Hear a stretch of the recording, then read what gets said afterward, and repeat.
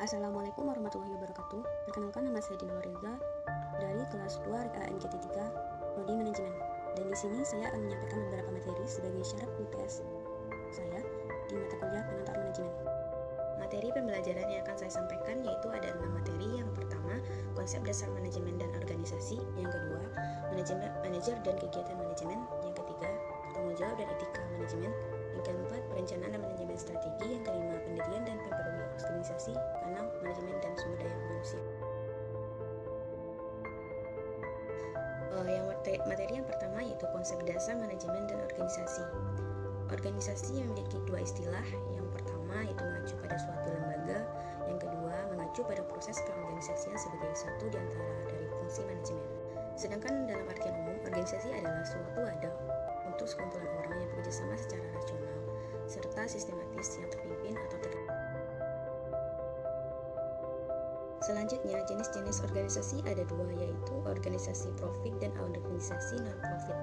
Kalau organisasi profit, contohnya perusahaan besar, perusahaan manufaktur, bank umum, asuransi, dan lain-lain, perusahaan kecil, koperasi. Dan sedangkan organisasi non-profit berupa pemerintahan pusat, pemerintahan daerah, kota, lembaga pendidikan negeri, yayasan sosial, dan masih banyak lagi. Selanjutnya yaitu manajer dalam kegiatan manajemen. Dan di sini manajer adalah orang yang bertanggung jawab untuk mengarahkan usaha yang bertujuan membantu organisasi dalam mencapai sasarannya. Mengelola pekerjaan manajer berarti kita berbicara tentang 4 fungsi spesifik dari manajer, yaitu merencanakan, mengorganisasikan, memimpin, dan mengendalikan. Dan selanjutnya keahlian manajemen adalah atau managerial skills, yaitu yang pertama keahlian interpersonal, yaitu mampu bekerja bersama-sama dan mampu memahami dan juga memberi motivasi pada karyawan lainnya. Dua, keahlian teknis, yaitu keahlian dalam memanfaatkan prosedur, teknik, dan pengetahuan pada bidang tertentu. Yang ketiga, keahlian konseptual. Keahlian konseptual yaitu keahlian dan mengintegrasikan dan juga mengkoordinir seluruh kepentingan dan juga kegiatan perusahaan. Yang keempat, keahlian diagnosis, yaitu mampu menganalisa masalah yang ada terdapat pada suatu organisasi. Lima, keahlian komunikasi. Manajer mampu menyalurkan seluruh ide dan mampu mengkonfirmasikan kepada seluruh karyawan. Yang keenam yaitu keahlian manajemen waktu. Dan keahlian ini merupakan keahlian yang paling penting yang dimiliki oleh manajer. Mereka harus bisa memprioritaskan antara pekerjaan satu dengan pekerjaan lainnya. Yang ketujuh, keahlian dalam mengambil keputusan. Mereka didesak untuk mengambil keputusan secara sebijak mungkin setelah mereka melakukan analisa dan mendiagnosa setiap masalah. Materi selanjutnya yaitu tanggung jawab sosial dan etika manajemen. Tanggung jawab sosial adalah suatu konsep bahwa organisasi, khususnya perusahaan, memiliki suatu tanggung jawab terhadap konsumen dan karyawan, pemegang saham, komunitas, dan lingkungan dalam segala aspek operasional. Perusahaan ini memiliki masalah yang kelompok pada lingkungan seperti polusi, limbah, keamanan, tenaga kerja, dan produk. Dan mereka pun memiliki strategi pengolahan tanggung jawab sosial pada perusahaan mereka sendiri. Yang pertama, strategi reaktif, yaitu strategi yang cenderung menolak atau menghindari diri dari tanggung jawab sosial. Dua, strategi defensif. Strategi ini biasanya diciptakan dari beberapa perselisihan dengan penggunaan pendekatan legal atau jalur hukum untuk menghindari diri. Strategi yang ketiga yaitu strategi akomodatif, di mana tanggung jawab sosial dijalankan dikarenakan ada tuntutan dari masyarakat. Yang keempat, strategi proaktif, di mana perusahaan memandang bahwa tanggung jawab sosial adalah bagian dari tanggung jawab untuk memuaskan stakeholders.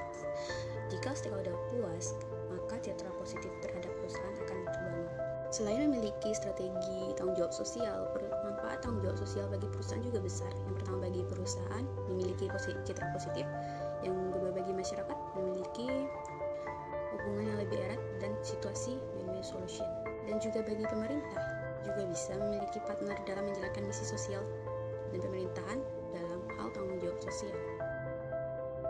Dan materi selanjutnya adalah perencanaan manajemen strategi.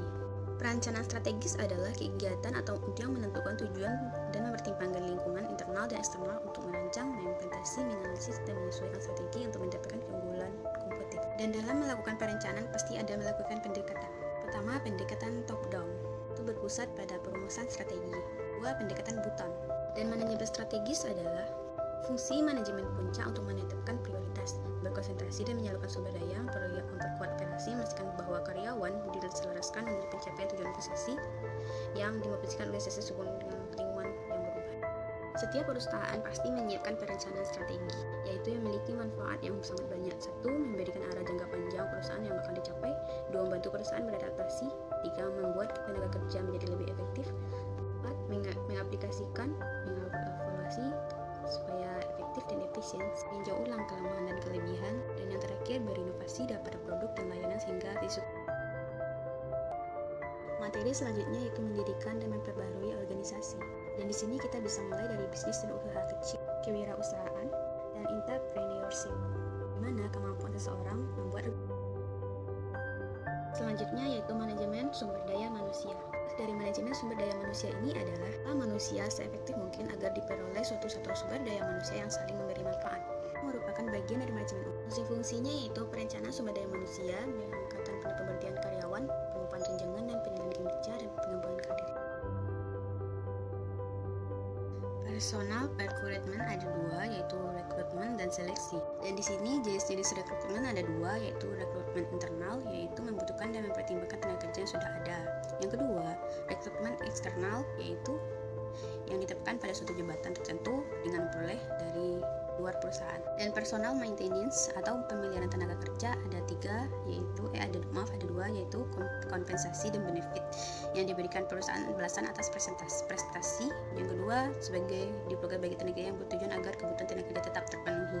Dan yang terakhir, personal utilization atau pemanfaatan tenaga kerja ada 4, yaitu promosi, demosi, transfer, dan deparasi, di mana perusahaan dan tenaga kerja sama-sama diuntungkan kedua belah pihak. Jadi di sini kesimpulan menurut saya adalah manajemen merupakan suatu seni atau ilmu perencanaan, perorganisasian, pengarahan, dan pengawasan kepada para anggota organisasi dan semua sumber daya yang ada dan mencapai tujuan organisasi yang telah ditetapkan terlebih dahulu. Dan orang yang bertanggung jawab untuk mengarahkan usaha tersebut adalah disebut manajer. Mengelola pekerjaan manajer berarti kita bicara tentang 4 fungsi spesifik dari manajer, yaitu merencanakan, mengorganisasikan, memimpin, dan mengendalikan, serta tanggung jawab yang besar dalam melakukan semua kewajiban atau tugas-tugas yang dibebankan kepada seorang manajer sebagai akibat dari wewenang yang diterima atau diwakili yang sesuai dari garis-garis besar yang sudah diatur dalam sebuah manajerial. Dan dalam pemilihan manajer pun tak luput jauh dari personal recruitment dan jenis recruitment, di mana semuanya saling berkaitan. Dan sekian dari video presentasi saya ucapkan terima kasih. Assalamualaikum warahmatullahi wabarakatuh.